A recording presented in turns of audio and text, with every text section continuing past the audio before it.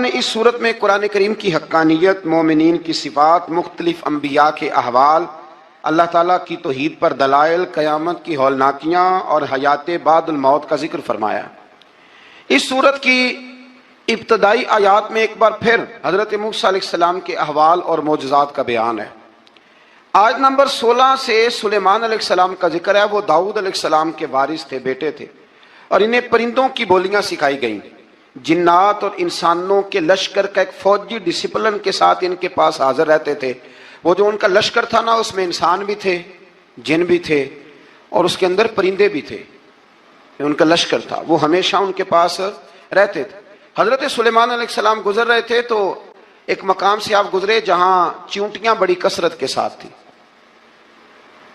تو ایک چیونٹی جو ان چیونٹیوں کی سردار تھی، ان چیونٹیوں کی بڑی تھی، اور مفسرین کرام نے یہ بھی لکھا ہے کہ وہ تھی بھی ایک آنکھ اس کی کوئی نہیں تھی، ایک ٹانگ اس کی کوئی نہیں تھی، لیکن اس حال میں بھی وہ چیونٹی جو تھی وہ چیونٹیوں کی قیادت کر رہی تھی۔ تو حضرت سیدنا سلیمان علیہ السلام کا لشکر جب وہاں سے گزرا تو وہ کہنے لگی یا ایھا النمل ادخلوا مساکنکم، کہنے لگی چیونٹیوں اپنے بلوں میں گھس جاؤ، کہیں ایسا نہ ہو کہ سلیمان علیہ السلام کا لشکر بے دہانی میں سلیمان کا لشکر توجہ نہ کرے اور تمہیں پاؤں کے نیچے مسل دے، لہذا اس طرح کرو کہ تم اپنے اپنے بلوں میں گھس جاؤ۔ حضرت سلیمان ابھی 3 میل دور تھے، تمام مفسرین نے لکھا ہے 3 میل دور تھے، تو وہاں سے چیونٹی بول لی تو قرآن کہتا ہے کہ حضرت سلیمان اس کی بات سن کے ہنس پڑے، فتبسم ضاحکا، آپ اس کی بات سن کے ہنس پڑے۔ دیکھو یہ چیونٹی کیا کہہ رہی ہے، ذرا غور کرنا بات پر کہ حضرت سلیمان 3 میل دور فاصلے پر چیونٹی کی بات بھی سن لیتے۔ مولوی نے قرآن کی آیت پکی یاد کر لی، انا بشر مثلکم، کہتا ہے حضور نے کہا میں تمہاری طرح کا بشر ہوں، نبی ہماری طرح ہوتے ہیں جی۔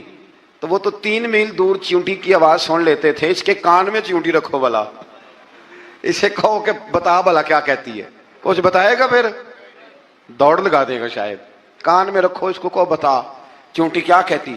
اور اگر یہ لفظ نہ ہوتے قرآن کے کہ جب انہوں نے سنا تو ہنس پڑے، یہ جملے نہ ہوتے تو شاید اس کو بھی نہ مانتے، لیکن حضرت سلیمان نے سنی چیونٹی کی بات، اور اب اگلی بات کہنے لگا ہوں۔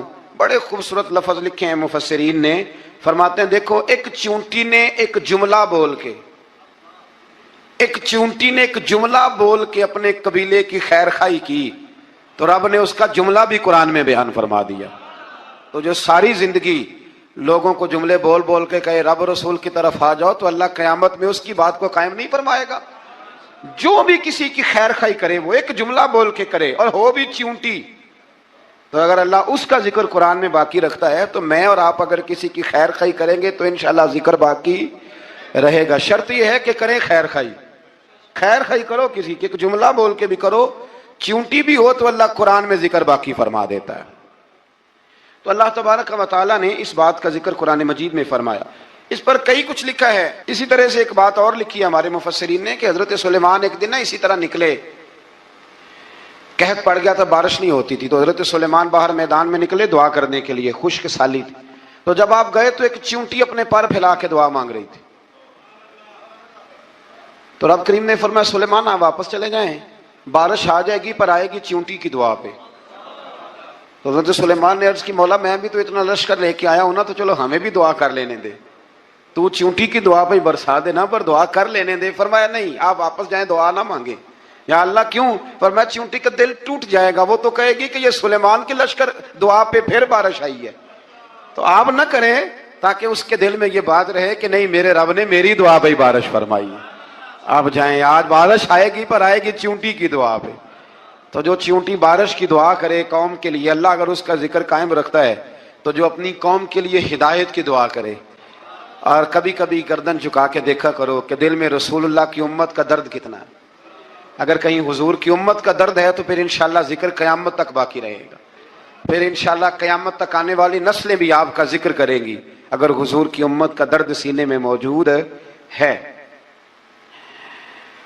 اسی طرح سے پھر حضرت سلیمان کے لشکر میں نا ایک ہدہد نامی پرندہ بھی تھا، لشکر کا کارکن تھا پرندہ، ہدہد غائب تھا۔ تو حضرت سلیمان کہنے لگا کدھر گیا وہ ہدہد؟ نظر نہ آ جایا سخت سزا دوں گا. یہاں تو کوئی اچھی خبر لائے گا، چونکہ وہ ہد ہد پرندہ جاتا تھا تو خبریں لا کے دیتا تھا، ورنہ سزا دوں گا. اتنی دیر میں ہد ہد بھی آ گیا. تو یہ پرندے جو کارکن ہوتے ہیں بڑے سیانے ہوتے ہیں، کبھی بندہ ناراض ہو تو صحیح خبریں لے آتے ہیں. تو صحیح خبر لے کے آ گیا. آتے ہی آ کے بیٹھا تو اس نے حضرت سلیمان علیہ السلام نے کہا کہاں تھے؟ عرض کرنے لگا حضور میں ملک سبا گیا تھا، وہاں ایک عورت حکمرانی کرتی ہے، اس کا نام بلقیس ہے، بہت بڑے تخت پہ بیٹھتی ہے، 80 گز اس کا تخت لمبا ہے، 40 گز چوڑا ہے، اور شاید 80 من کے 80 ٹن اس کا وزن ہے. تو حضور وہ سورج کو پوچھتے ہیں. حضرت سلیمان نے فوراً خط لکھا، فرمایا جا کے اسے میرا خط دے دو کہ یہاں تو کلمہ پڑھ کے ہماری فرما بردار بن جائے، ورنہ تیار ہو جائے. جو اللہ کے غیر کو پوچھتے ہیں ہم ان کے خلاف جنگ کریں گے. وہ جب لے کے گئے نا خط، یہ حدود گیا تو وہ میٹنگ کر رہی تھی، اس کے وزیر مشیر سارے بیٹھے تھے. اس نے جا کے خط پھینک دیا ملکہ بلقیس کی جھولی میں. اس نے خط پڑھا تو ڈر گئی، وزیروں کو بلایا. حضرت سلیمان، قرآن کہتا ہے حضرت سلیمان نے کہا تھا خط پھینک کے نا تو سائڈ پہ ہو کے سننا وہ کیا کہتا. بندوں کے لیے منع ہے، پرندوں کے لیے جائز ہے. بندوں کے لیے منع ہے سائڈ پہ ہو کے سننا. ہاں جس کی جاسوسی کی ڈیوٹی ہو، کفر کی جاسوسی کی، اس بندے کے لیے بھی جائز ہے. تو یہاں ایک تو وہ پرندے تھے، دوسرا کفر کی جاسوسی کر رہے تھے. سائڈ پہ ہو کے سننے لگے. تو ملکہ بلقیس کہنے لگی اب کیا کرنا ہے، یہ خط آیا ہے. تو وہ کہنے لگے ہم تیار ہیں، آپ حکم کریں، ہم لڑنے کو تیار ہیں، لڑیں گے. وہ کہنے لگی نہیں تیزی نہ دکھاؤ. قرآن مجید کہتا ہے کہ وہ کہنے لگی جب لڑائیاں ہوتی ہیں تو شہر تباہ ہوتے ہیں، ملک کھنڈر بن جاتے ہیں. لڑائی مسئلے کا حل نہیں ہے. انہوں نے کہا کہ میں نبی ہوں. تو ایک دفعہ آزما لیتے ہیں کہ نبی ہیں کہ نہیں، معاذ اللہ آزما لیتے ہیں. کہا کیسے؟ کہنے لگی تحفے تو آئے بھیجتے ہیں، اگر مال پر دل للچا گیا تو پھر نبی نہیں بادشاہ ہے، اور اگر مال پر دل للچایا نہ تو پھر اللہ کے کامل بندے ہیں. یہ فرق اس نے اس وقت بیان کیا. اس نے 500 کنیزیں، 500 غلام، بڑے شاندار لباس پہنا کے، 500 گھوڑا بڑا تگڑا، اس کے اوپر مال و اسباب رکھ کے تیاری کرا کے حضرت سلیمان کی طرف بھیجا. ہد پہلے سے خبر لے کے آ گیا. حضور اس نے یہ پروگرام بنایا ہے. وہ جب آیا سارا کچھ تو حضرت سلیمان دیکھ کے جلال میں آ گئے. فرمانے لگے اسے جا کے کہہ دو تو مجھے کیا تحفے بھیجے گی، میرے رب نے مجھے مالا مال فرمایا ہوا ہے، انہیں مالا مال کیا میرے مالک نے. جا اسے جا کے کہہ تو کیا تحفے دے گی. جب رب دیتا ہے تو پھر کوئی کمی نہ وہ نہیں چھوڑتا. بندے کیا دے سکتے ہیں، بندے تو بیچارے 10 دے کے تو 10 دن ان کی آنکھیں نہیں کھلتی. فرمایا مجھے اللہ نے جو دیا ہے کیا بات ہے اس کے دینے کی. تو فرمایا اسے کہو یا فرما بردار ہو کے آ جائے یا جنگ کے لیے تیار ہو جائے، ہم اسے اس کے شہر سے ذلیل کر کے نکال دیں گے. اس نے جا کے جب پیغام دیا تو اور ان لوگوں نے بھی آ کے بتایا کہ وہاں تو ہم عجیب منظر دیکھ کے آئے ہیں کہ جانور بھی ہاتھ باندھے کھڑے ہیں، وہاں تو جنات، سرکش جنات کھڑے ہیں. وہ بادشاہ نہیں، وہ نبی ہیں. وہ جو 500 غلام اور 500 کنیزیں گئی تھی حوال سنایا آ کے. تو ملکہ بلقیس نے پھر خط لکھا کہ میں فرما بردار ہو کے آ رہی ہوں. مانا کیا ہے، میں کلمہ پڑھنے کے لیے آ رہی ہوں. تو حضرت سلیمان نے کہا بھئی اب اس طرح کرو، ذرا فرش بچھاؤ. انہوں نے فرش بچھایا اس طرح کا کہ اوپر فرش تھا، نیچے مچھلیاں تیر رہی تھیں، لگ رہا تھا دریا ہے. ڈیوٹی لگا دی، جنات نے بچھا دیا.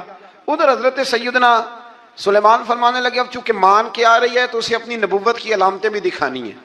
اس نے تخت بڑا شاندار بنوایا تھا، اور خواتین میں جو عادتیں خواتین والی ہوتی ہیں وہ جاتی نہیں. وہ 7 کمروں میں نا پیچھے اپنا تخت رکھ کے تو 7 دروازے بند کر کے آئی. اس زمانے میں ایک رواج تھا، وہ زلیخا نے بھی 7 دروازے مکفل کے ایک رواج تھا.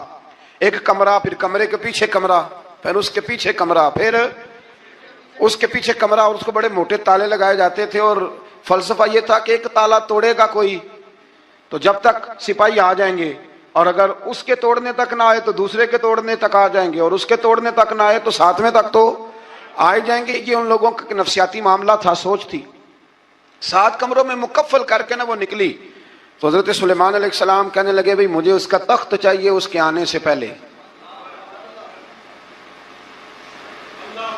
اس کے آنے سے. اس واقعے کی کیا ضرورت تھی قرآن پاک میں؟ یہ کیا حاجت تھی یہ تخت والی ساری بات قرآن نے کیوں بیان کی؟ پوچھیں آپ اپنے دل سے بھی اور انکار کرنے والے منکرین سے بھی، اس کی کیا ضرورت تھی؟ وہ جو کہتے ہیں جی ولی کی کرامت کی کیا ضرورت ہے، سیدھی سیدھی نماز پڑھو، روزہ رکھو، حج کرو، زکوٰۃ دو. تو پوچھو ان سے ایک سورت نمل کے اندر اس ساری تفصیل کی کیا ضرورت تھی؟ ختم ہو گئی جب وہ کلمہ جو پڑھ رہی ہے، تو پھر اس سارے واقعے کو رب کیوں بیان فرماتا ہے؟ حضرت سیدنا سلیمان فرمانے لگے تخت چاہیے، اور چاہیے اس کے آنے سے پہلے۔ قال عفریت من الجن، جنوں میں سے ایک بہت بڑا جن بولا، کہنے لگا حضور آپ کا یہ تخت برخاست ہونے سے پہلے لے آؤں گا۔ یہ جو آپ میٹنگ کر رہے ہیں نا، یا فیصلے ختم، کچھ نے لکھا صبح سے شام تک میٹنگ ہوتی ہے، اور اس کو آنے میں پتہ نہیں کتنے دن لگیں گے، تو میں یہ برخاست ہونے سے پہلے۔ اور کچھ نے کہا جی آپ شرط کیوں لگاتے ہیں کہ صبح سے شام تک ہوتی؟ اس جن نے کہا جی آپ 10 منٹ میں فارغ ہو جائیں، آپ فارغ ہوں گے تو تخت آ جائے گا۔ مفسرین نے لکھا ہے کہ جب قرآن کہتا ہے کہ اس نے کہا کہ آپ کے فارغ ہونے سے پہلے، تو اس کا مطلب ہے کہ جب آپ اٹھیں گے، یہ جگہ خالی کر دیں گے تو تخت یہاں کیویں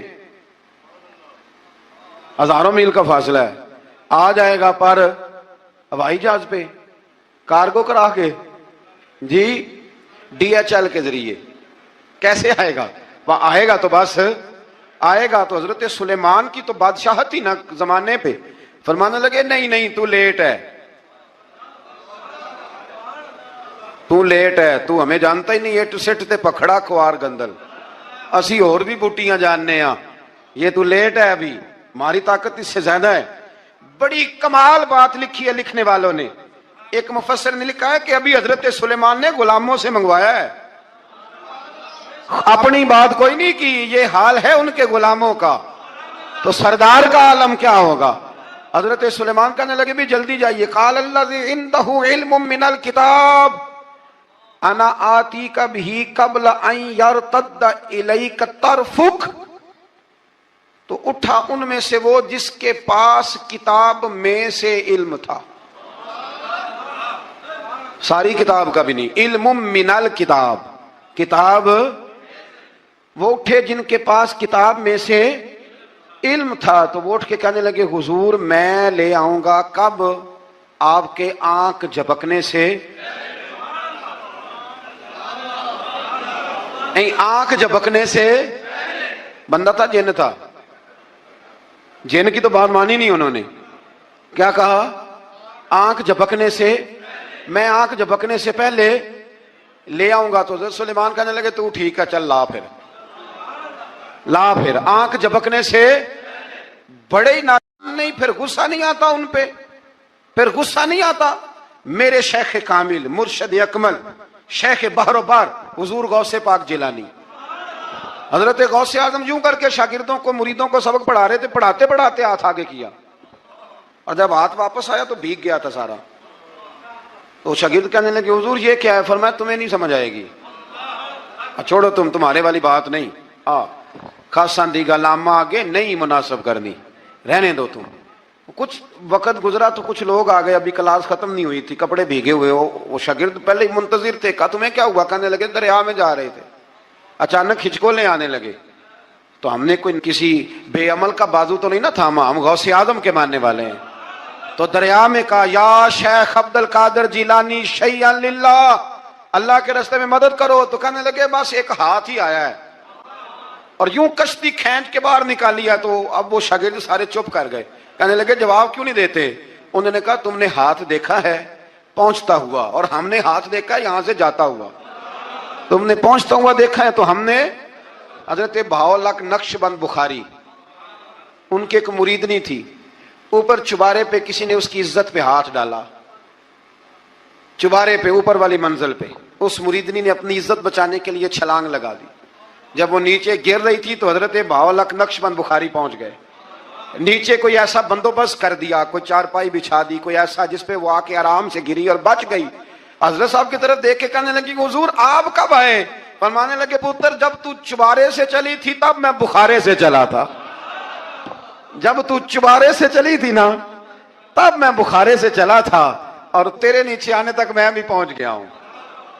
میں بھی مالی دا کم راکھی کرنا، پھل کچے ہون یا پکے، اے پیر مریداں دے سر تے رہندا ہے، اے جھوٹے ہون یا سچے، یہ پکی غلامی کریں یا کچی کریں، پیر کی بھی مجبوری ہوتی ہے، کیا کریں، پیر مریداں دے سر تے رہندا ہے، اے جھوٹے ہون یا سچے، کیا کیا جا سکتا ہے؟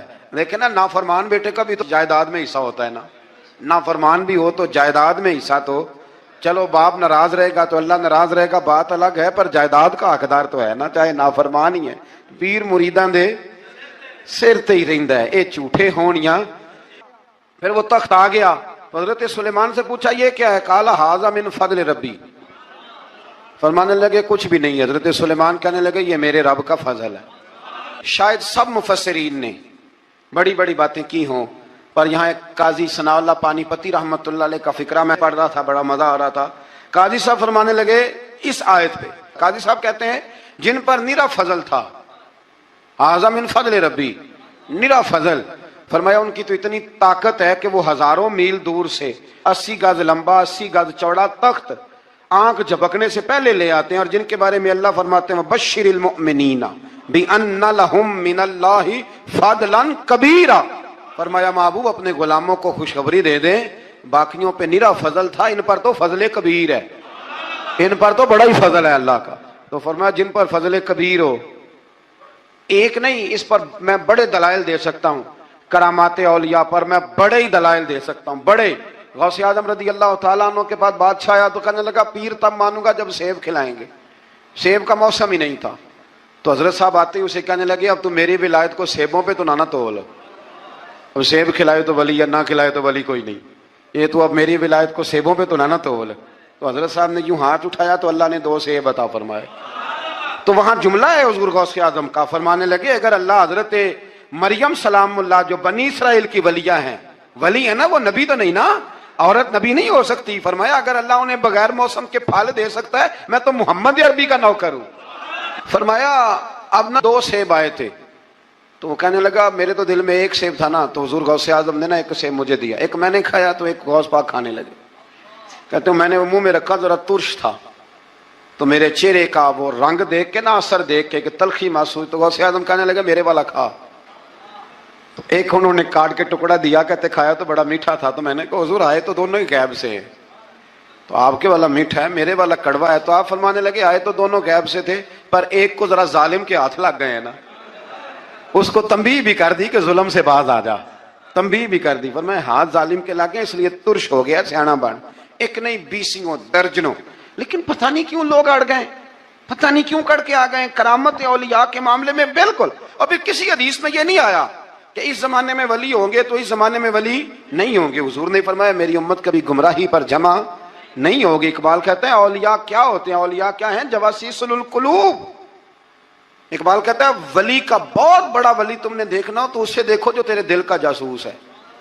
चलो ये मुश्किल बात है, मैं नहीं छेड़ता, लेकिन जो तेरे वो जासूसी करता है, पर करता है तेरे दिल की, वो तेरे दिल का जासूस होता है वली। और उस पर हुजूर की हदीस है, फरमाया इसकी फिरासत कल्बी से डर, ये अल्लाह के नूर से देखता है, डर इसकी फिरासत कल्बी से, अल्लाह तौफीक अता फरमाए। 12 इस वली का नाम था आसफ बिन बरखिया। आसफ बिन बरखिया जी हजरत सुलेमान के वजीर थे। वो आई मलका बिल्कीस, और जब वो आई ना तो उसने देखा कि ये तो आगे सामने हजरत सुलेमान बैठे हैं, और जो रास्ता है ना दरमियान में वो फर्श है कि दरिया है समझ नहीं आ रही। तो उसने ना अपना यूं करके ऊपर कपड़ा उठाना शुरू कर दिया कि नीचे पानी है। तो हजरत सुलेमान कहने लगे चलती आ, नीचे कुछ भी नहीं। उसने पैर रखा, नीचे मछलियां भी तैरती जा रही थी। हजरत सुलेमान अलैहिस्सलाम, आज भी अल्लाह ने तौफीक दिया ना लोगों ने इस तरह की तामीर। रोटी क्यों पकी, जलाल आ गया, ये कहां की शराफत है भाई, जब तूने पका बकाया नहीं खाया था तब भी तो तू ही था, और आज तुझे, और फिर इससे आगे गुजरते हैं हम, जरा नमक तेज क्यों है हंडिया में इस। और मेरे पास ऐसे मसाइल तलाक के आते हैं कि जनाब बीवी ने हांडी ठीक नहीं पकाई थी, खामद को जला लाया, उसने कहा तलाक तलाक तलाक, ला हौला वला कुव्वत। ये कहाँ का इंसाफ है, हंडिया ठीक नहीं पकी, सालन में मिर्चें ज्यादा हैं, रोटी जो है वो जला दी है, तूने ठीक तरीके से पकाई नहीं, सालन के साथ सलाद क्यों नहीं बनाया। भाई जरा थोड़ा सा ख्याल कर, अगर अल्लाह ने तुझे मर्द बनाया है, वो तुझे औरत बना देता तो तू एहतजाज कर सकता था। उसने तुझे अगर अशरफुल मखलूकात बना दिया है तो इतना तकब्बुर, इतना गुरूर।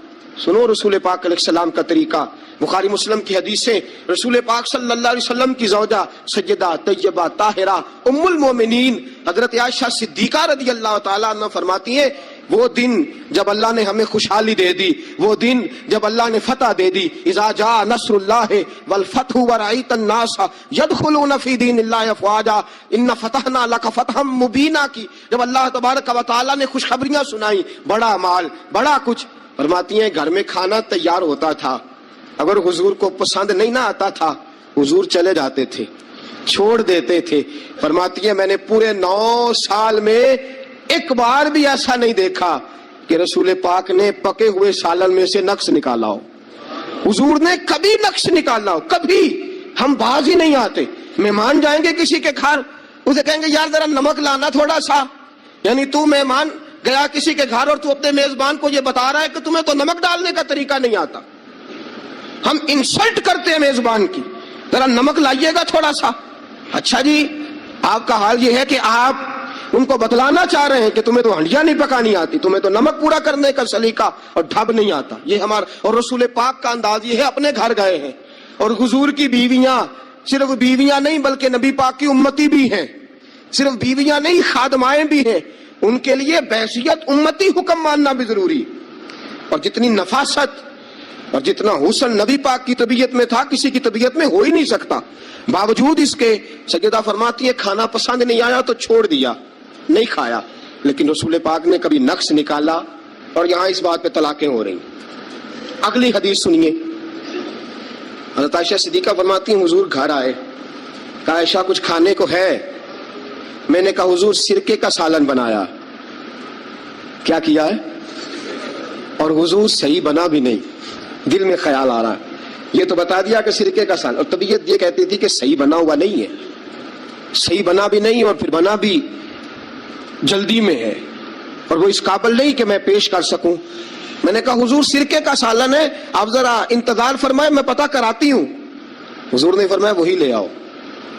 حضرت عائشہ صدیقہ کے لفظ سے فرماتی ہیں کہ میرا دل گواہی دیتا تھا کہ سالن ٹھیک نہیں پکا.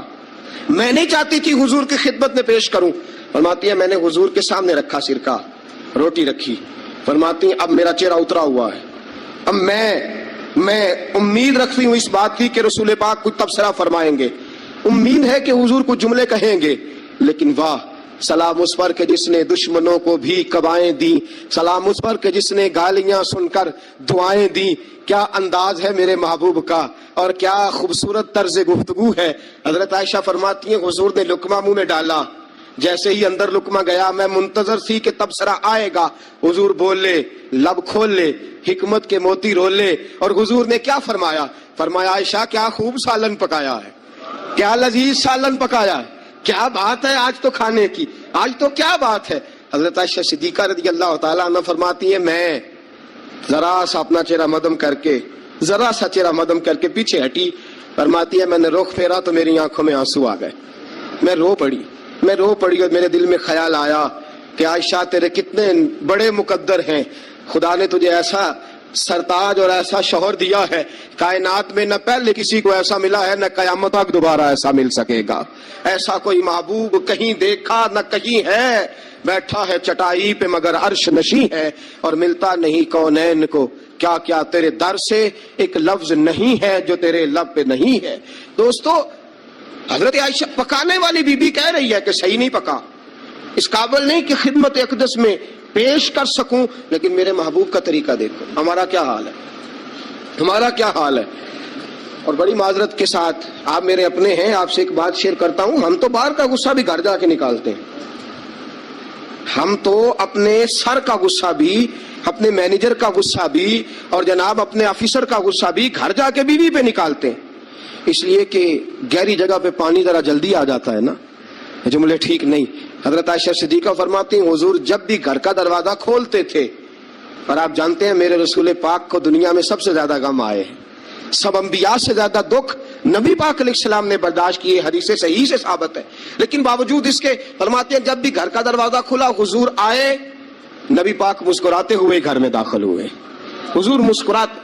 بعض تو ایسے نادان دوست ہیں کہ گھر میں گئے نہیں اور کرفیو لگا نہیں، بس جناب یہ کیا ہوا، یہ کوئی ڈکٹیٹر گھر میں آیا، یہ کوئی آمر کھپا، کوئی ہلے نہیں، کوئی بولے نہیں، کوئی بچہ بات نہیں کرے، کسی کی جرت نہیں، خبردار کوئی بندہ بولے نا. بالکل رسول پاک کی ساری ازواج مطہرات 9 की 9 बीवियां इकट्ठी होके हुजूर के गिर्द बैठ गई, एका कर लिया सारी इकट्ठी। अब मुतालबा क्या हो रहा है? मुतालबा हो रहा है जनाब खर्चे ज्यादा हैं, आप पैसे कम देते हैं, ये मुतालबा हो रहा। और नबी करीम सल्लल्लाहु अलैहि वसल्लम गर्दन मुबारक झुकाए बातें सुन रहे हैं। हजरत फारूक आजम आ गए। हजरत फारूक आजम की अपनी साहिबजादी भी थी। पर्दे की आयात आने से कबल का वाकया होगा यकीनन। जब तशरीफ लाए, अंदर दाखिल हुए और बीबियों ने देखा कि जनाब उमर आ गए तो दौड़ गई सारी। कोई इस दरवाजे के पीछे छुप गई, कोई हुजरे में चली गई, कोई हुजरे में चली गई। हजरत उमर कहने लगे तुम्हें तुम्हारी माएं रोए, अल्लाह के नबी के सामने मुतालबे करती हो और उमर से शर्म करती हो। तुम्हें तुम्हारी माएं रोए, अल्लाह के नबी का भी हया करो।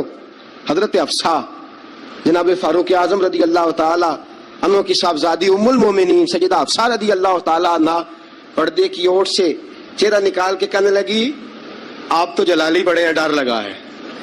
आपका तो दुर्रा हर वक्त तैयार रहता है ना, हम दौड़ आई हैं, लेकिन नबी पाक के पास अगर घंटों भी बैठी रहे वो इतने करीम है, नाज ही उठाते रहते हैं। हुजूर नाज ही उठाते चले जाते। नबी करीम सल्लल्लाहु अलैहि वसल्लम नाज उठाते इसलिए हम नाज दिखाती हैं, हुजूर नाज उठाते इसलिए हम नाज दिखाती।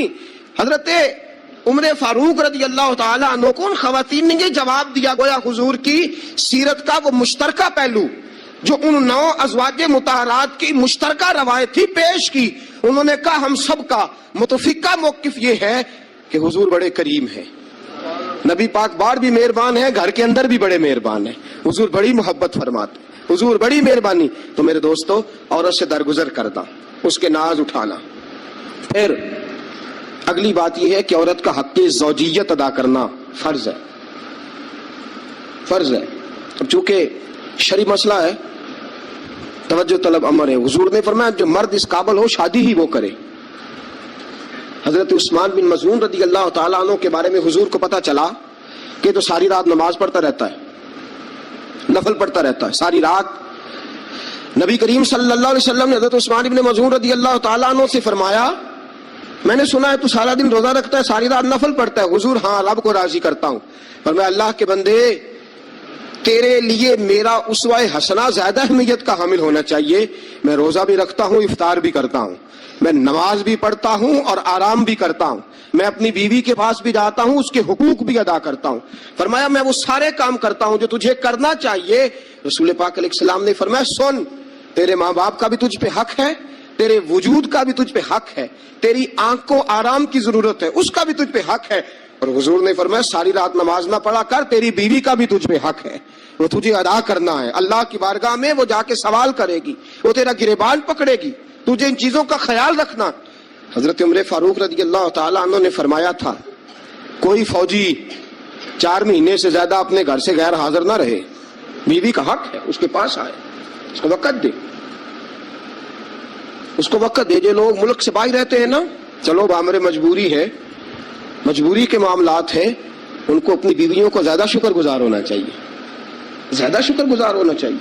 हजरत फारूक आजम रज़ी अल्लाह ताला अन्हु ने फरमाया वो खामद बड़ा खुश नसीब है जो घर में नहीं रहता लेकिन उसकी बीवी फिर भी बाहया रहती है और उस अपने खामद के बिस्तर को वो कभी आलूदा नहीं होने देती। चाहिए ना खामद को कि वो उसने सलूक का मुजाहरा, मैंने बात शुरू में की, जिसकी कुर्बानियां ज्यादा उसके साथ इजहार मोहब्बत भी ज्यादा होना चाहिए। अजीज दोस्तों इससे आगे चलिए, नानो नफका। रसूल पाक अलैहिस्सलाम ने फरमाया जिस तरह अपने कपड़े पहनो इसी तरह अपनी बीवी को भी पहनाओ, जिस तरह का खाना अपने लिए पसंद करते हो इस तरह अपनी बीवी के लिए भी। मैं नहीं आपसे कहता कि आधी कढ़ाई दुकान पे खाएं आधी घर लेके जाएं, मैं ये नहीं कहता, लेकिन मैं रसूल पाक सल्लल्लाहु अलैहि वसल्लम की हदीस से आपको आगाह कर रहा हूँ। सैयद आलम सल्लल्लाहु ताला अलैहि वसल्लम ने फरमाया जो खाओ वही बीवियों को भी खिलाओ, जो पहनो वही बीवियों को भी। अब सुनिए इससे अगले लफ्ज हुजूर के, नबी पाक अलैहिस्सलाम ने फरमाया 1 दिनार वो है जो बंदा अपने गुलाम को देता है, बड़ी बात है। 1 दिनार वो जो अल्लाह की राह में सदका देता है, 1 दिनार वो जो बंदा अपने दोस्त अहबाब की खिदमत कर। फरमाया ये सारे ही दिनार खर्च करना बड़े अच्छे हैं, लेकिन फरमाया सबसे ज्यादा सवाब उसे उस दिनार का मिलेगा जो वो अपनी शरीके हयात अपनी बीवी पे खर्च करेगा। सबसे ज्यादा उसे उसका अजर मिलेगा जो अपनी बीवी पे वो पैसा खर्च करेगा, सबसे ज्यादा उस पे अजर मिलेगा। एक है नानो नफका, और आला हजरत ने लिखा कुछ इजाफी खर्चा भी दो उसे, और जब उसे थोड़ा बहुत इजाफी खर्चा दो तो बाद में हिसाब भी ना मांगो।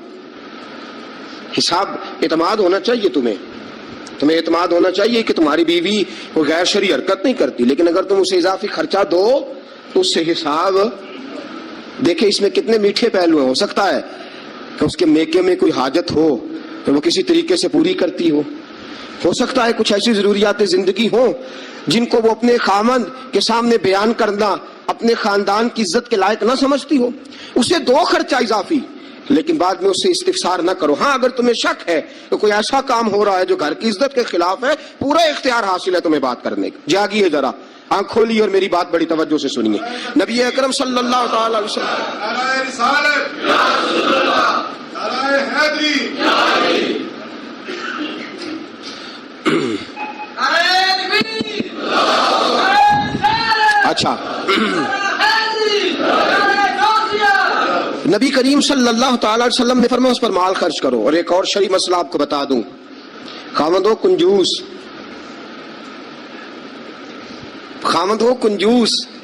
کٹھن مسئلہ ہے نا، اور وہ بیوی کو ضرورت کے پیسے بھی نہ دیتا ہو تو اس عورت کو اجازت ہے کہ خامد کی اجازت کے بغیر اس کے پیسے لے کے استعمال کر سکتی ہے۔ شریعت نے اجازت دی ہے نا اسے۔ نہیں مجھے سویرے ایک صاحب کہنے لگے اتنے حق نہ بیان کر دینا، بیویاں پہلے ہی بہت زیادہ اصرار کرنے والی ہوں، اتنے نہ حق بیان کر دینا۔ میں نے کہا حقوق میں نے مقرر کیے ہیں کہ اللہ رسول نے مقرر فرمائے؟ اگر اللہ رسول نے مقرر فرمایا تو میں تو راوی ہوں نا، میں تو ایک راوی، ایک درمیان میں صرف واسطہ ہوں کہ میں نے کہیں سے پڑھا اور آپ تک پہنچا دیا۔ اگر حضرت ہندہ بن ابی سفیان، جناب ابو سفیان کی زوجہ رسول پاک کی خدمت میں عرض کرنے لگی حضور خامد میرا بڑا کنجوس ہے بھی مالدار، حضور ضرورت کے پیسے بھی نہیں دیتا، نان و نفقہ بھی پورا نہیں کرتا، کپڑی روٹی کے پیسے بھی پورے نہیں کرتا، حضور مجھے پتا ہے پیسے کہاں رکھتا ہے، اپنی مرضی سے لے لوں۔ حضور نے فرمایا ضرورت کے مطابق لینا، یہ نبی پاک کی حدیث سے ثابت۔ فرمایا ضرورت کے پیسے لے سکتی ہے تو، اضافی خرچہ نہیں۔ اضافی خرچہ وہ اپنی مرضی سے، اب جی حق ہے نا عورت کا، بات سخت ہے تھوڑی سی خامدوں کے لیے، لیکن چونکہ حق ہے، عورت کا حق ہے اور اللہ رسول نے اسے دیا ہے، تو بہرحال سمجھنا چاہیے نان و نفقہ اگر کوئی خامد صحیح ادا نہیں کرے گا تو بیوی کو حق حاصل ہے کہ وہ بغیر اس کی اجازت کے اپنے کھانے کے لیے، اپنے کپڑوں کے لیے، ضروریات زندگی کے لیے وہ بغیر اس کی اجازت کے اس کے پیسے استعمال کر سکتی ہے۔ تو عزیز دوستو، نبی اکرم صلی اللہ علیہ وسلم نے یہ سارے حقوق بیان فرمائے۔ اب ذرا آگے چلیے، اس سے اگلی بات ہے خامد کا اپنی بیوی کے ساتھ حسن سلوک کرنا۔ اب دیکھیے میرے محبوب نے کیا فرمایا، فرمایا خیرکم لأہلہ، تم میں سب سے بہترین شخص وہ ہے جو اپنے گھر والوں کے لیے بہتر ہے، سب سے بہترین۔ اور حضور نے فرمایا انا خیرکم لأہلہ، فرمایا میرے گھر والوں سے پوچھ لو جا کے، میں سب سے زیادہ اپنے گھر والوں کے لیے بہتر ہوں۔ تم میں سب سے بہتر وہ ہے جو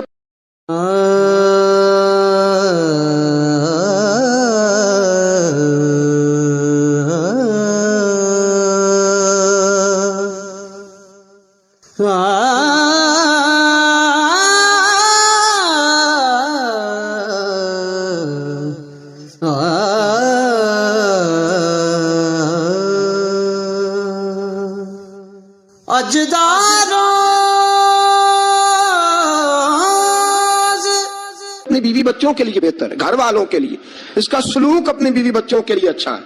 میں نے وہ ساری باتیں شروع میں عرض کر دی، تادیباً عورت کو ہلکی پھلکی سزا دینے کی اجازت دی، لیکن ساتھ ساتھ جو حقوق متعین فرمائے، حسن اخلاق کا جو مظاہرہ فرمایا، میٹھی بات کرنے کا حکم دیا، عورت کے ساتھ نرم لب و لہجہ اختیار کرنے کا حکم ارشاد فرمایا وہ سارا کچھ چھوڑ چھاڑ کے آئی۔ اور پھر دوسرا نقص یہ ہے، اس کی ایک فطری کمزوری ہے کہ وہ ناقص العقل ہے، وہ ٹیڑھا پن رکھتی ہے، اس کی طبیعت میں شامل ہے۔ تو اعلیٰ ظرف ہے، تو مرد ہے، اللہ نے تجھے افسر بنایا، تیرا کام ہے کہ اس کے ساتھ حسن سلوک کرے۔ نبی اکرم صلی اللہ تعالی علیہ وسلم کی پیاری زوجہ سیدہ طیبہ طاہرہ حضرت عائشہ صدیقہ رضی اللہ تعالی عنہ فرماتی ہیں، میں حضور گھر میں ہوتے تھے تو بے تکلف گفتگو کر لیتی تھی، بے تکلف، جو مجھے کہنا ہوتا تھا میں بغیر جھجک کے نبی کریم علیہ السلام کی خدمت بابرکت میں بات عرض کر دیتی تھی۔ فرماتے ایک موقع ایسا آیا کہ حضرت صفیہ رسول پاک کی زوجہ فرماتی ہیں کہ اونٹ میرا گم ہو گیا، میں رونے لگ گئی، اونٹ گم ہوا اور میں رونے لگ گئی۔ صفیہ فرماتی ہیں رسول پاک صلی اللہ علیہ وسلم تشریف لائے اور نبی پاک علیہ الصلوۃ والسلام نے پہلے اپنی مقدس چادر مدثر والی اور مزمل والی کملی فرماتے हुजूर ने उसके साथ मेरे आंसू साफ किए और आंसू साफ करके हुजूर ने कुछ ऐसी बातें छेड़ दी कि मैंने हंसना शुरू कर दिया। नबी पाक दिलजोई फरमा रहे हैं, रसूल पाक सल्लल्लाहु अलैहि वसल्लम दिलजोई फरमा रहे हैं। फरमाती हैं ये अंदाज हुजूर हमारे साथ इख्तियार। हज़रत आयशा सिद्दीक़ा फरमाती हैं मैं छोटी सी थी जब हुजूर के घर आई, मैं अपनी सहेलियों को कहती कि फलाने टाइम हुजूर घर नहीं होते, आ जाना मिल के खेलेंगी, आ जाना। फरमाती छोटी सी थी जब रसूल पाक के हरम में दाखिल हो गई, अपनी सहेलियों को कहती हुजूर फलां वक्त नहीं होते, आ जाना मिल के खेलेंगे। फरमाती हैं बच्चियां मेरे साथ खेलती और हुजूर कभी बेवक्त आ जाते, जो आने का वक्त ना होता किसी काम से आ जाते। फरमाती हैं जब हुजूर आते तो मेरी सहेलियां छुप जाती। एक दिन ऐसा हुआ कि वो सारी बच्चियां छुप गईं। सुभान अल्लाह, कुर्बान जाए रसूल पाक के तर्ज पर, अंदाज़े मोहब्बत पर। फरमाती हैं हुजूर उठे, अरे हुजूर से कोई चीज छुप तो नहीं ना सकती। आला हज़रत फरमाते हैं और कोई गैब तुमसे नेहा हो भला जब खुदा ही ना छुपा रहा। जब खुदा ही ना छुपा, जब अल्लाह नहीं छुपा तो और क्या चीज छुपेगी। नबी पाक ने जब अपने रब का दीदार कर लिया अल्लाह के करम से, तो बाकी पीछे क्या रह गया।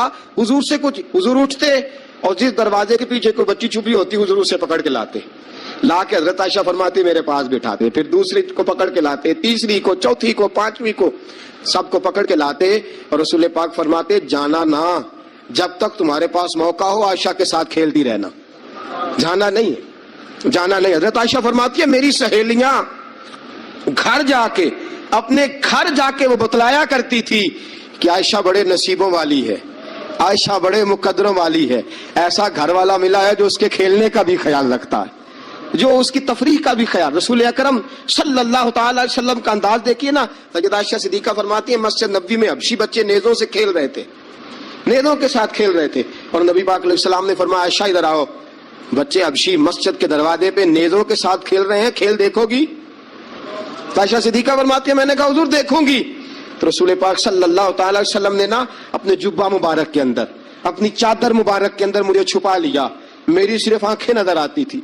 फरमाती है मैं नबी पाक अलैहिस्सलातु सलाम के मुकद्दस मगल मुबारक के अंदर छुपी वो खेल देखती रही, देखती रही, देखती रही और महजूज होती रही। हुजूर ने फरमाया आयशा बस करें अब। फरमाती है मैंने कहा नहीं अभी और देखना है। फरमाती है रसूल पाक के लफ्ज़ बस करें और देखना है। फरमाया हुजूर फिर खड़े रहे।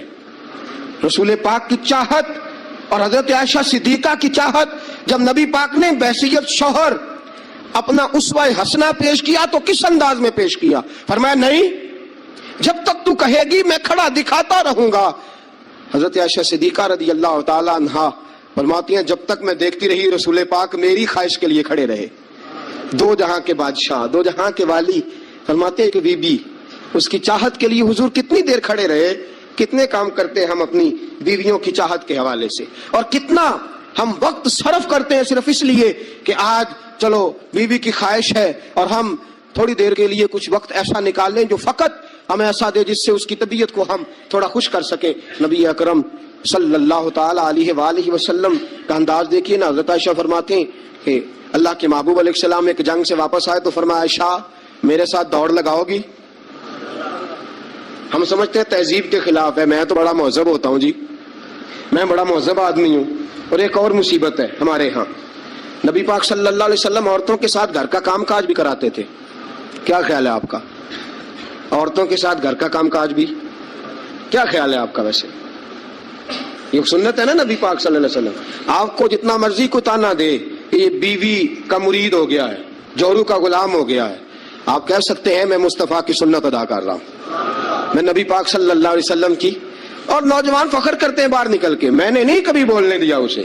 भाई ये आला इखलाक की बात नहीं है जो तू सुना रहा, ये आला इखलाक वाली बात नहीं कि तू बाहर बैठ के कह दी भाई उसकी जरूरत है मेरे सामने बोल जाए, ये आला इखलाक की बात नहीं है। ये आला, ये कोई जरूरत वाला मामला है, औरत पे जरूरत दिखाना भी कोई कमाल है। रसूल अकरम सल्लल्लाहु ताला अलैहि वसल्लम ने फरमाया आयशा दौड़ लगाओगी। हज़रत आयशा सिद्दीका फरमाती हैं कि मैं जवान थी, मेरा वजूद उस वक्त पतला था, मैंने कहा हुजूर लगा लें दौड़। हुजूर से ज्यादा कोई मुहज़्ज़ब नहीं, नबी पाक से ज्यादा कोई तहजीब का अलम बरदार نبی پاک سے زیادہ کوئی باوقار نہیں. لیکن میرے دوستو یہ انداز حضور نے کیوں اختیار فرمایا؟ تیری اور میری تربیت کے لیے اختیار فرمایا, تجھے اور مجھے درس دینے کے لیے اختیار فرمایا. اور نبی پاک سے زیادہ مصروف بھی کوئی نہیں. اگر کوئی یہ دعویٰ کرے کہ بڑا مصروف ہوتا ہوں, میں کیسے وقت نکالوں اپنی بیوی کے لیے؟ رسول پاک کی زندگی بڑی مصروف زندگی ہے, بڑی معنی خیز زندگی, ایک ایک لمحہ میرے محبوب کا مصروف ہے. لیکن آپ انداز کیا اختیار فرماتے ہیں؟ عائشہ چلو دوڑو. حضرت عائشہ صدیقہ فرماتی ہیں دوڑ لگائی اور میں جیت بھی گئی. دوڑ لگائی بھی, حضور پیچھے رہ گئے, میں آگے نکل گئی. فرماتے ہیں رسول پاک نے مجھے کھجوریں بھی عطا فرمائی, نبی پاک نے مجھے پانی بھی پلایا. دوڑ کے دوڑتی دوڑتی تھک گئی. فرماتی ہیں پھر ایک موقع آیا, حضور نے فرمایا عائشہ آج پھر دوڑ لگا لو. فرماتی ہیں میرا وجود تھوڑا موٹا ہو گیا تھا, تھوڑا سا وجود میرا بھاری ہو گیا تھا. رسول پاک نے فرمایا لگاؤ دوڑ. عائشہ صدیقہ فرماتی ہیں دوڑ لگائی تو حضور جیت گئے. رسول پاک جیت گئے, میں پیچھے رہ گئی. حضور نے فرمایا عائشہ یہ پچھلی دفعہ کا بدلہ ہو گیا ہے, میں نے آج تمہیں کہا ہی اس لیے تھا کہ مجھے پتا تھا آج ہار جاؤ گی. اب وہ والی چستی اور وہ والی پھرتی تم نے نہیں رہی, اب تم ہار جاؤ گی, یہ میں نے بدلہ لیا ہے. حضرت عائشہ صدیقہ فرماتی ہیں جب سیدہ عائشہ یہ انداز یہ حدیثیں بیان کیا کرتی تھی تو رویا کرتی تھی. وہ اللہ کے رسول ہیں, مرضی سے بات نہیں کرتے, وہی کہتے ہیں جو رب انہیں حکم ارشاد فرماتا ہے. بئی نہیں وہی لفظ فرماتے میں نے فوراً کہا. میں نے کہا ابو بکر حضور نے فرمایا نہیں تھا کہ عمرہ کریں گے؟ تو کہتے ہیں وہی لفظ, وہی حرف, وہی انداز, وہی طریقہ, وہی سلیقہ, وہی انداز تکلم, بالکل حضور کی اتباع میں اسی انداز میں فرمانے لگے عمر حضور نے فرمایا تھا عمرہ کریں گے, یہ تو نہیں فرمایا تھا کہ اسی سال ہی کریں گے, کریں گے تو انشاءاللہ کریں گے. فرماتے ہیں میں واپس آ کے بیٹھا تو حضرت عمر کہتے ہیں جب میرا غصہ اترا نا تو پھر میرے اندر سے آواز آئی کہ عمر ذرا غور تو کر, تو ابو بکر کے ایمان تک کبھی نہیں پہنچ سکتا, اس تک تیری رسائی نہیں ہو سکتی. میرے بھائی اتنی بحثیں ہیں ہمارے زمانے میں, اتنا الجھاؤ ہے, اتنا الجھاؤ ہے, یعنی ہر بندہ رائے کا اظہار کرنا ضروری سمجھتا ہے. ہر بندہ کہتا ہے جی میرے خیال میں, ہر بندہ کہتا ہے جی میرا ذہن یہ ہے, بلکہ کچھ تو کہتے ہیں میں اندر کی خبر نہ دوں آپ کو.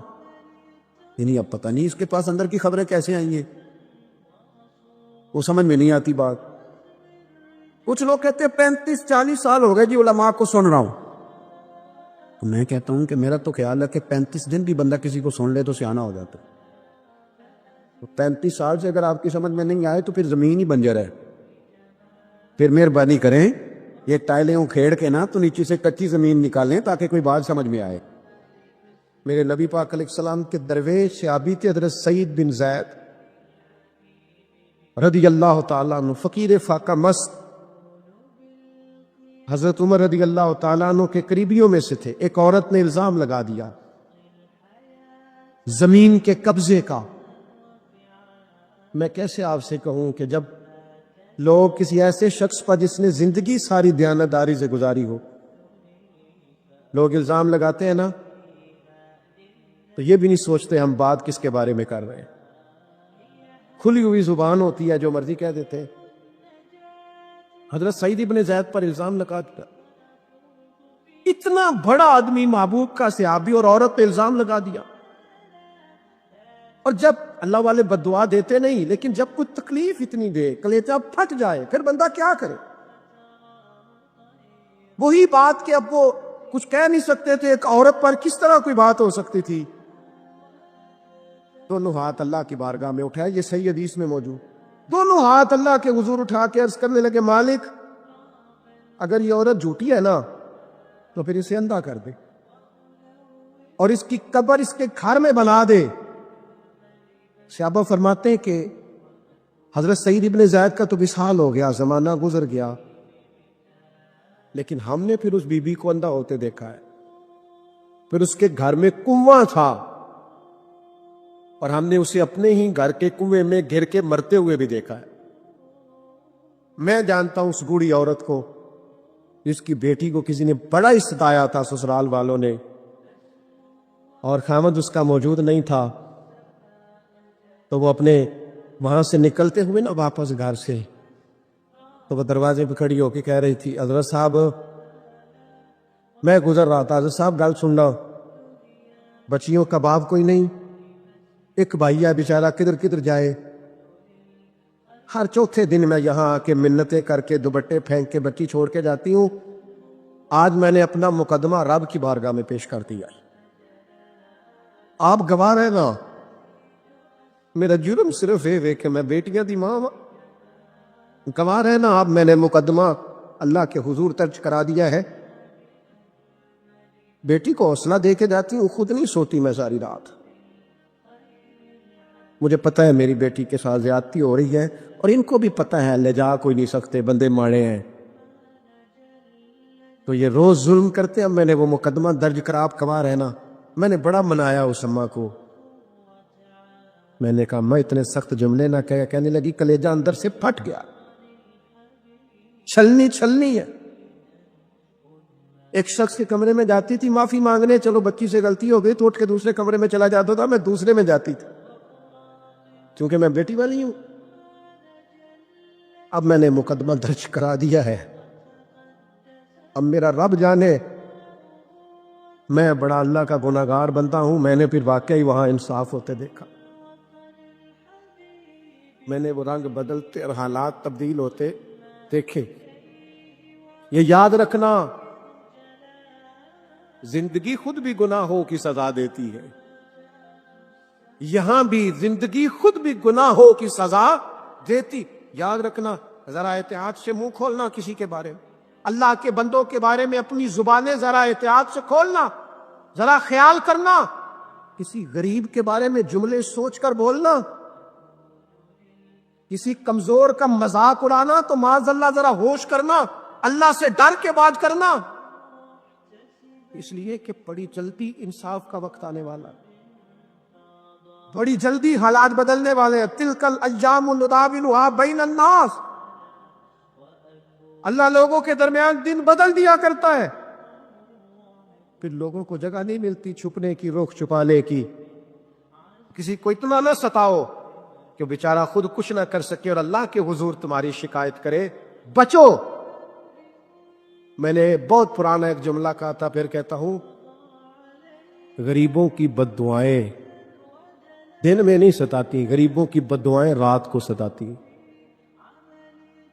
جب اے سی پورا لگا ہو، گھر پورا بہترین بنا ہو اور نیند نہ آئے، اور اپنے ہی گھر سے خوف آئے، اور اپنے ہی مقام سے بندہ بے چین ہو کے اٹھے، اور کبھی چھت پہ اور کبھی نیچے، اور پتہ نہیں مجھے کیا ہے اور پتہ نہیں مجھے کیا ہے، تو پھر وہ استغفار کرے، پھر وہ جس کو ستایا اس سے معافی مانگے، پھر جس کا دل توڑا ہے اس سے جا کے اللہ کی رضا کے لیے معافی مانگ کے آئے، اس لیے کہ کچھ سکون ایسے ہیں جو صرف معافیوں سے ملتے ہیں۔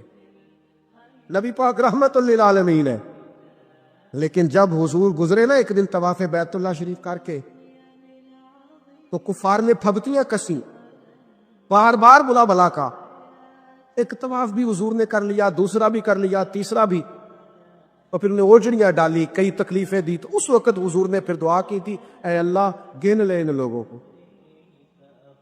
گن مالک ان بندوں کو یہ اتنی تکلیف دیتے۔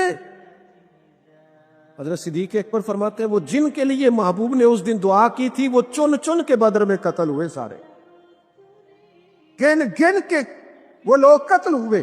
کیوں ہم کسی کو اتنا ستائیں کہ اس کے منہ سے پھر ایسے جملے نکلے جو ہم سے سنبھالے نہ جا سکے۔ حضرت سعد بن ابی وقاص، بخاری مسلم دونوں میں حدیث، حضرت عمر نے انہیں کوفے کا گورنر بنایا تھا، حاکم بنایا تھا۔ کچھ لوگ حسد کی وجہ سے نیک لوگوں پر تنقید کرتے، اپنے ذاتی حسد کی وجہ سے اللہ کے بندوں کو ستاتے، پھبتیاں کستے، زبانیں کھولتے، اور آپ فرماتا جس نے میرے ولی سے دشمنی کی میرا اعلان جنگ ہے۔ حضرت فاروق اعظم رضی اللہ تعالیٰ عنہ نے حضرت سعد بن ابی وقاص کو حاکم بنایا کوفے کا، تو کچھ لوگوں نے شکایتیں کی، تو حضرت عمر نے کہا جاؤ پتہ کرو جا کے، معلومات کی، تو ہر بندہ کہنے لگا اتنا اعلیٰ تو بندہ ہو ہی نہیں سکتا جتنے حضرت سعد بن ابی وقاص ہے۔ ایک بندہ کھڑا ہوا، صرف ایک، وہ کہنے لگا نہ تو یہ جہاد میں جاتے ہیں، نہ مال غنیمت صحیح تقسیم کرتے ہیں، نہ یہ عدل و انصاف کرتے. 3 شکایتیں اس نے لگائیں. حضرت سعد بن ابی وقاص چونکہ زندگی ساری محنت کی تھی, جہاد کیا تھا, ساری زندگی انصاف میں گزاری تھی, دل ٹوٹ گیا. اللہ کی بارگاہ میں عرض کرنے لگے, مالک اگر یہ ریاکاری کے لیے کہہ رہا ہے نا, یہ باتیں جھوٹ بول رہا ہے, تو پھر اس نے 3 الزام لگائے ہیں, تو میں 3 دعائیں کرتا ہوں. اس بندے کی عمر لمبی کر دے, اس کا فاقہ بڑھا دے, اور اسے فتنوں میں مبتلا کرنا میرے مالک. یہ دعا نکلی حضرت سعد بن ابی وقاص کی زبان سے.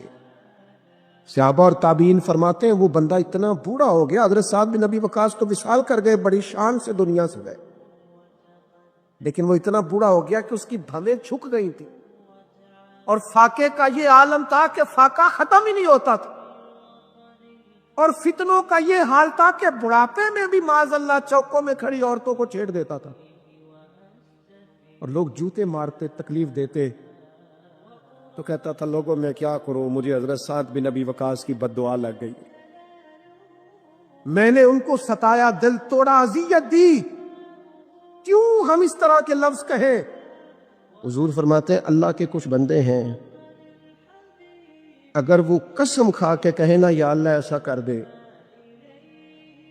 یہ بخاری مسلم دونوں میں موجود ہے, وہ قسم کھا کے کہے نا لو اقسم علی اللہ لابرہ, وہ اگر قسم کھائے تو رب ان کی قسم بھی پوری فرما دیا کرتا. وہ میرے بھائی, محبت کے لیے دل ڈھونڈ کوئی ٹوٹنے والا, کوئی جگہ ایسی تلاش کر جہاں سے دعا مل جائے, جہاں سے کرم ہو جائے, جہاں سے عطا ہو جائے, جہاں سے اللہ کا فضل ہو جائے. اور پھر ہمیں بھی چاہیے ہم دعائیں دیتے رہیں, ماں باپ کو چاہیے اولاد کو دعائیں دیتے رہیں, اساتذہ کو چاہیے شاگردوں کو دعائیں دیتے رہیں, مشائخ کو چاہیے عقیدت مندوں کو دعائیں دیتے رہیں, بہن بھائیوں کو چاہیے ایک دوسرے کو دعائیں. چلے آپ آمین کہیں, اب آپ نے انکار نہیں کہ سارے دعا مانگے, یا اللہ ہمارے بھائیوں کو ہم سے زیادہ عطا فرما, یا اللہ بھائی کو ہم سے, یا اللہ بھتیجوں کو زیادہ عطا فرما, بانجوں کو زیادہ عطا فرما, اللہ محلے داروں کو زیادہ عطا فرما, پڑوسیوں کو زیادہ عطا فرما. کہ مانگو نا دعائیں, اس میں بھلا ہے, اس میں نفع ہے. اب جنہوں نے پریشان ہو کے آمین کا ہے وہ خوش ہو جائیں گے. نبی پاک علیہ السلام نے فرمایا جو دعا تو کسی کے لیے مانگتا ہے اللہ پہلے تیرے حق میں قبول فرماتا. لوگ خوش ہو گئے آپ لوگ. او بھائی دعا مانگے کسی کے لیے, بد دعا نہیں کرنی, کسی کے لیے بھی بد دعا. ہمارے ہاں نا ایک بہت بڑا طبقہ جذباتی لوگوں کا ہے. ہمارے ایک استاد کہا کرتے تھے جذباتی لوگوں سے دوستیاں نہیں کرنی چاہیے, جذباتی لوگوں سے تعلقات نہیں بنانے چاہیے, اس لیے کہ جس بندے کا اپنے اوپر کنٹرول ہی نہیں تو وہ کسی کے حق میں کیا کرے گا. وہ کہتے تھے جذباتی لوگوں سے بچو. او بھائی ہم بڑے جذباتی ہو جاتے ہیں, ذرا سی شدت آئی نہیں گھر میں لڑائی, اور لڑائی بھی کس سے, گھر والی سے, بد دعائیں شروع کر دی, اپنے آپ کو بد دعائیں دے. لڑائی کس سے ہو رہی ہے, بہن بھائیوں سے, بد دعائیں شروع کر دی. ماں باپ سے لڑائی ہوئی, بد دعا دے رہے ہیں, اور بڑی بڑی تلخ ہو کے, بڑی بڑی سخت ہو کے. او بھئی آپ کیوں ایسے جملے کہتے ہیں, کیوں سخت لفظ بولتے ہیں؟ صحیح مسلم میں حدیث ہے, نبی پاک علیہ السلام نے 3 چیزوں کا نام لے کے فرمایا نہ اپنے آپ کو بد دعا دینا, نہ اپنی اولاد کو بد دعا دینا, نہ اپنے مال کو بد دعا دینا. ایسا نہ ہو کہ جب تم وہ دعا کر رہے ہو تو وقت قبولیت کا. کبھی بھی اپنی اولاد کو, اپنے آپ کو, اپنے اموال کو بد دعا نہ دو. کیوں ایسے جملے بولتے ہو؟ یعنی غصے اور جلال میں بھی جب اپنے بچے کے لیے بات کرو تو پیار والی بات کرو. غصے میں, جلال میں, جذباتیت میں بھی بہن بھائیوں کے لیے, گھر والوں کے لیے, اپنے لیے بات کرو تو محبت والی بولی بولو. کبھی بھی اپنے لفظوں کو سخت نہ کرے. ہمارے ہاں 1 منٹ لگتا ہے, لوگ کہتے ہیں اللہ کرے میں مر جاؤں, اللہ کرے میں تباہ ہو جاؤں, اللہ کرے او بھائی تو ٹھہر جا. اللہ تعالیٰ نے زندگی تجھے اپنے فضل سے عطا فرمائی ہے, تجھے کیا مصیبت بن گئی ہے؟ تو کہاں سے نکلا ہے؟ تو کہاں پہنچ گیا ہے؟ تو کیسے کہتا ہے میں مر جاؤں؟ تو اپنی جان کا مالک ہی نہیں۔ تو مالک ہوتا تو اپنی مرضی کے خاندان میں پیدا ہوتا، اپنی مرضی کی تاریخ کو پیدا ہوتا، اپنی مرضی کے ملک میں پیدا ہوتا۔ تو اپنی جان کا مالک ہی نہیں۔ مالک تو وہ ہے جس نے اپنی مرضی کی جگہ پہ پیدا کیا ہے، اپنی مرضی کا وقت دیا ہے۔ تو کیسے کہتے ہیں میں مر جاؤں؟ نہیں، تو مر سکتا۔ اپنی مرضی سے مرے گا تو خودکشی حرام ہے، اور رب رسول کے راستے میں مرے گا تو شہادت کی موت نصیب ہوگی، ہمیشہ کی زندگی ملے گی۔ وَلَا تَقُولُوا لِمَن يُقْتَلُ فِي سَبِيلِ اللَّهِ أَمْوَاتٌ۔ لہذا جذباتیوں کی بد دعائیں کرنا اور سخت بد دعائیں کرنا، میرے ابا جی بھینس کو بد دعا دینے سے بھی منع کرتے تھے، اور میں کبھی کبھی حیران، جب ہم نے یہ حدیثیں پڑھی نا بعد میں کہنا سا یار ان پڑھ بندے نے کتوں سبق لیا آج۔ جانور کو، بھینس کو، وہ کسی وقت وہ تنگ آتے نا تو کوئی سخت لفظ کہتا تو کہتے نہ بھائی مال نو بد دعا نہیں دئی دی۔ تو اس وقت تو مطلب سمجھ نہیں تھی کہ یار مطلب مال نو بد دعا نہیں دئی دی، ایڈی کہڑی میرا مطلب ہے مشکل ہے، ان بندہ ماج نو بھی مندہ نہ آکھے۔ لیکن وہ جب روایات پڑھی بعد میں تو سمجھ آئی کہ کچھ علوم کتابوں میں ہیں، اور چونکہ مسلمان سینہ بسینہ آ رہے ہیں تو کچھ تربیتیں ایسی ہیں جو لفظوں میں تو نہیں، لیکن بڑے بوڑھوں نے جو سنا سیکھا ہے وہ اپنے پلے سے باندھا ہوا ہے، انہوں نے اپنی گرہ سے اچھی طریقے سے کر کے باندھا ہے۔ پر دعا نہیں، آپ دعا کریں، آپ اچھے لفظوں میں، اور کوئی بندہ مل جائے نا، میں ویسے نے کئی دفعہ کہا ہے پھر کہتا ہوں، آج کل نا کو میرے جیسے بندے کو چلو اونچی کرسی پہ بیٹھتا ہے، نماز پڑھاتا ہے، پگڑی باندھتا ہے، تو کوئی بندہ نیک سمجھ ملے تو دعا نہیں کراتا، فوٹو ہی لیتا ہے۔ پہلے لوگ دور سے آتے تھے تو آگے کہتے تھے دعا کرانے آئے، اب وہ کہتے ہیں بڑی دور سے چل کے آیا ہوں جی، بڑی مہربانی، تو کہتے ایک فوٹو مل جائے گی۔ اللہ کے بندے، ہم دعا دے رہے ہیں تو فوٹو لے رہا ہے۔ پھر ایک اور گل آج کل بڑی عام ہے، وہ کہتے جی ذرا یادگیری رہندی ہے، تو میں کہ غوث پاک دی تے کوئی فوٹو نہیں، سانو تے ہر ویلے یاد رہندے نے، کوئی فوٹو نہیں، ہمیں تو کبھی نہیں بھولے۔ خواجہ اجمیر کی کوئی فوٹو نہیں، ہماری نس نس میں آباد ہے۔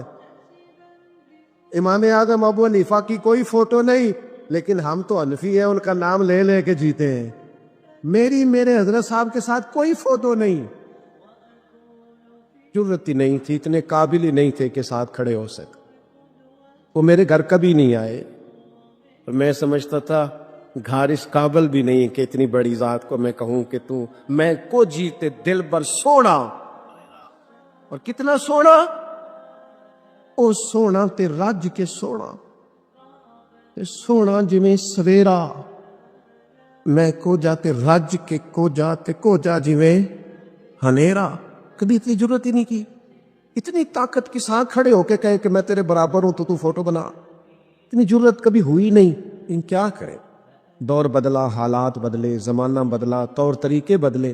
وہ کبھی لوگ مشائخ کے پاس دعائیں لینے جاتے تھے، کہتے تھے ہم آئے ہیں کوئی دعا کرنے، وقت بدل گیا، 30 سیکنڈ کی ویڈیو رہ گئی۔ او خدا کے بندو تھوڑا سا روحانی زندگی کی طرف آؤ، روحانی زندگی کی طرف۔ او بھائی دعائیں کرائیں، اپنے لیے گواہیاں پکی کریں، اپنی والدہ سے، اپنے والد سے، اپنے دادا سے، اپنے نانا سے، اپنی نانی سے، اپنی دادی سے، اپنے بہن بھائیوں سے، اپنے دوستوں سے، اپنے مرشد سے، اپنے استاد سے دعا کراؤ۔ ان سے کہو ایک دفعہ میرے لیے ہاتھ اٹھا دے اللہ کی بارگاہ میں صحیح روایت پیش کرتا ہوں، میرے نبی کریم نے فرمایا تھا عمر فاروق سے، سیدنا عمر سے، قطعی جنتی عمر جن کا حضور جنت میں محل دیکھ کے آئے، نبی کریم نے فرمایا تو عمر لوگ حج کرنے آئیں گے، جہاد کے لیے آئیں گے، اگر یمن والے لوگ آئے اور تجھے ان میں سے میرا اویس کرنی مل گیا تو عمر اس سے اپنے لیے دعا کرا لینا، عمر اویس سے دعا کرا لینا، اسے کہنا تیرے لیے دعا کر دے۔ حضرت فاروق اعظم ڈھونڈتے رہے، ملاقات ہوئی سیدنا اویس کرنی سے، کہا دعا کر دے یار میرے لیے۔ وہ ڈھونڈو، کوئی بیٹھا ہوا مجھے دور دعا دیتا ہے، میں ڈوبتا ہوں پر سمندر اچھال دیتا ہے۔ او بھائی اپنے حق میں دعائیں، التجائیں اللہ کے حضور کچھ لوگوں کی عرض، میں آپ سے عرض کروں، کچھ لوگوں کو دعا لگ جاتی ہے. آپ کو جو آدمی بڑا چمکتا دمکتا اجلا نظر آئے نا، اس کا کبھی ماضی ٹٹولو گے نا تو کبھی کوئی اس کے گھر سے روٹی کھا گیا تو فقیر اور اس نے ذوق سے کھلائی تھی، کبھی پیچھے سے ٹٹولو گے تو کوئی روٹی کھا کے دعا کر گیا تھا، کوئی چند گھڑیاں دروازے پہ رہا تھا، اس نے نیکی کی تھی دعا کر گیا تھا. کبھی ٹٹولو گے ڈھونڈو گے تو بیمار ماں نے کسی کو دعا دی تھی کہ پتر اللہ تیرے اوپر فضل کرے، کسی کے بوڑھے باپ بیمار نے دعا دی تھی اللہ تجھے کسی کا محتاج نہ کرے. وہ سحر محبت جہاں مصطفیٰ ہے، وہیں گھر بنانے کو دل چاہتا ہے. وہ ننھا سس کر وہ ایڑی رگڑ کر یہیں کہہ رہا تھا وہ خیمے میں رو کر. وہ ننھا سس گر وہ ایڑی رگڑ کر یہی کہہ رہا تھا وہ خیمے میں رو کر. اے بابا میں پانی کا پیاسا نہیں ہوں، اے بابا میں پانی کا پیاسا نہیں ہوں، میرا سر کٹانے کو دل چاہتا ہے. وہ سحر محبت جہاں مصطفیٰ ہے، وہیں گھر بنانے کو دل چاہتا ہے. جو دیکھا ہے روئے زمال رسالت، جو دیکھا ہے روئے زمال رسالت، تو طاہر عمر مصطفیٰ سے یہ بولے، بڑی آپ سے دشمنی تھی مگر اب، بڑی آپ سے دشمنی تھی مگر اب غلامی میں آنے کو دل چاہتا